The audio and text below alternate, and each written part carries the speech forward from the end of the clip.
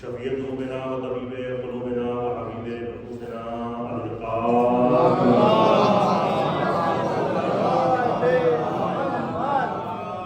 وعلى أهل بيته الطيبين الطاهرين المعصومين المظلومين المنتجبين المتقربين ورحمة الله على أعدائهم أجمعين. أما بعد فقد قال رسول الله صلى الله عليه وآله وسلم بسم الله الرحمن الرحيم حسين المؤمنين محمد الحسين صلوات محمد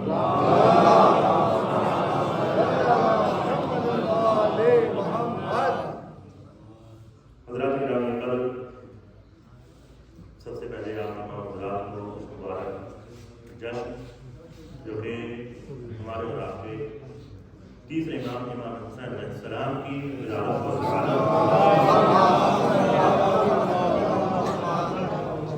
موقع پر بتایا جا رہا ہے، لہذا اس جشن اور امام علیہ السلام کی ولادت کی مبارکباد پیش کرتا ہوں. اور کیونکہ آج کی یہ شب بھی جو ہے ہمارے اور آپ کے مولا حضرت عباس علیہ السلام کا وفا غازی علمدار کی ولادت سے موصول ہے، لہذا آج کی شب اور ولادت حضرت عباس علیہ السلام کی مبارکباد بھی پیش کرتا ہوں. عزیزو، امام حسین علیہ السلام ابو الائمہ حضرت علی بن ابی طالب علیہ السلام اللہم صلی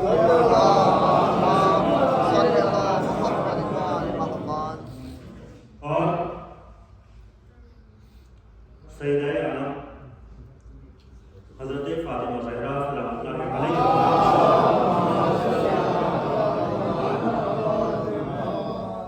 کے فرزند ہیں.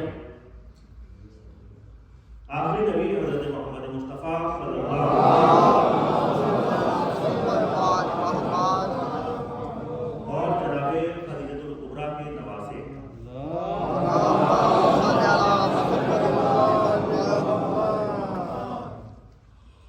دوسرے امام امام حسن علیہ السلام کے قوت بازو.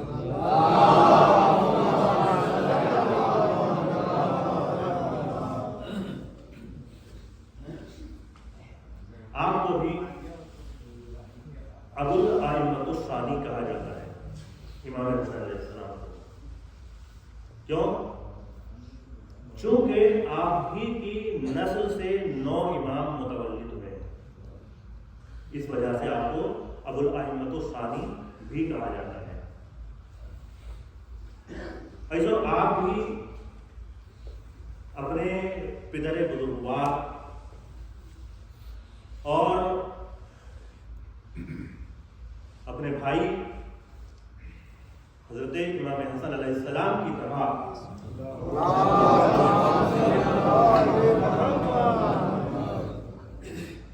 امام معصوم عالم زمانہ اور افضل کائنات ہیں. آپ کی ولادت 3 شعبان 4 ہجری میں ہوئی. تو جب آپ کی ولادت ہوئی امام علیہ السلام کی، علماء نے لکھا خدا عالم نے جناب جبرائیل کو حکم دیا کہ جبرائیل آپ زمین پر تشریف لے جائیں اور میرے حبیب کو حسین کی ولادت کی تہنیت پیش کریں، مبارکباد پیش کریں. لہذا جناب جبرائیل اسی ادائے تہنیت کے سلسلے سے بے شمار فرشتوں کے ساتھ آسمان سے زمین کی طرف آ رہے تھے کہ ناگاہ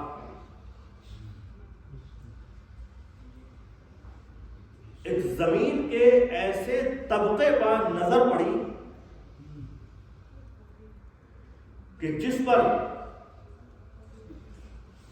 ایک فرشتہ زارو قطار رو رہا تھا۔ جناب جبریل وہاں پہنچے، کیا دیکھا کہ فطرس ہے جو کہ زارو قطار رو رہا ہے۔ کون ہے فطرس؟ وجہ دریافت کی جناب جبریل نے، اے فطرس کیا وجہ ہے، کیوں پریشان ہو، کیوں رو رہے ہو؟ فطرس نے کہا کہ اب سے پہلے میں 70,000 فرشتوں کی آسمان سویوں کا قیادت کیا کرتا تھا، لیکن آج میری یہ وجہ، یہ جو حالت ہے، یہ کیوں ہے؟ جناب جبریل نے دریافت کیا کہ ایسا کیوں ہوا؟ لہذا حضرت جبرائیل نے دریافت کیا کہ تمہاری یہ حالت کیوں ہے جو آج تم زمین کے ایک طبقے پر زارو قطار ہو رہے ہو، اور تمہاری یہ حالت ہے کہ تمہارے بالوں پر تک جل گئے ہیں۔ لہذا فطرس نے عرض کیا کہ چونکہ مرضی معبود کو سمجھنے میں ایک پل کی دیر کر دی تھی، اس وجہ سے میرے بالوں پر جل رہے ہیں۔ لہذا ابھی جبریل کچھ کہنے نہ پائے تھے کہ فطرس نے پھر دریافت کیا کہ جبریل آپ کہاں جا رہے ہیں؟ لہذا جبریل نے عرض کی کہ آخری رسول کے یہاں ان کے نواسے کی ولادت ہوئی ہے، خداوند عالم کی طرف سے اسی کی ادائے تہنیت کے لیے جا رہا ہوں، یعنی کہ مبارکبادی کے لیے جا رہا ہوں خداوند عالم کی طرف سے۔ لہذا فطرس کہتا ہے کہ مجھے بھی اپنے ساتھ لے کر کے چلو، مجھے اسی در سے شفا ملے گی۔ یعنی فطرس بھی جانتا ہے کہ مجھے اگر اب شفا مل سکتی ہے تو کہاں سے مل سکتی ہے، میرے بالوں پر اگر مجھے مل سکتے ہیں تو کہاں سے مل سکتے ہیں۔ فطرس بھی یہ جانتا ہے، سمجھتا ہے۔ لہذا فطرس کہتا ہے کہ مجھے اپنے ساتھ لے چلو، مجھے اسی در سے شفا ملے گی، مجھے اسی در سے بالوں پر مل سکتے ہیں۔ لہذا جناب جبریل کے ساتھ فطرس تشریف لائے، آخری رسول کے پاس پہنچے، مبارکباد پیش کی، ادائے تہنیت خداوند عالم کی طرف سے جو جبریل لے کر کے آئے تھے وہ پیش کی۔ اب جناب جبریل نے فطرس کا حال رسول اسلام کو بتایا کہ یہ مسئلہ ہے۔ لہذا حضرت جبریل اس وقت رسول اسلام کے پاس پہنچے کہ جس وقت امام حسین علیہ السلام آخری رسول کی آغوش میں تھے۔ یہ علامہ بیلسی اور شیخ مفید نے جو ہے اپنی کتاب میں لکھا کہ جناب جبریل ادائے تہنیت کے لیے اس وقت پہنچے کہ جب امام حسین علیہ السلام آخری رسول کی آغوش میں ہیں۔ تو آپ نے مبارکباد پیش کی اور پورا واقعہ بیان کیا۔ لہذا رسول اسلام نے اب ارشاد فرمایا جناب جبریل سے کہ اچھا اگر ایسا ہی ہے تو فطرس کے جسم کو حسین کے جسم سے مس کر دو۔ ایسا ہی ہوا، فطرس کے جسم کو حسین کے جسم سے مس کیا گیا، بالوں پر آ گئے۔ لہذا جیسے ہی بالوں پر آئے،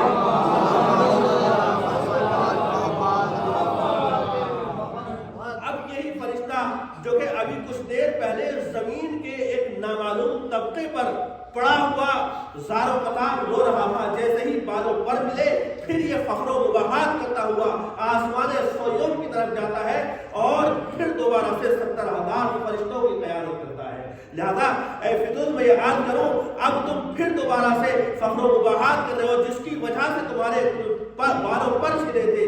لہذا فطرس کی طرف سے آواز آئے گی کہ اب مجھے بالوں پر اس در سے ملے ہیں کہ جہاں سے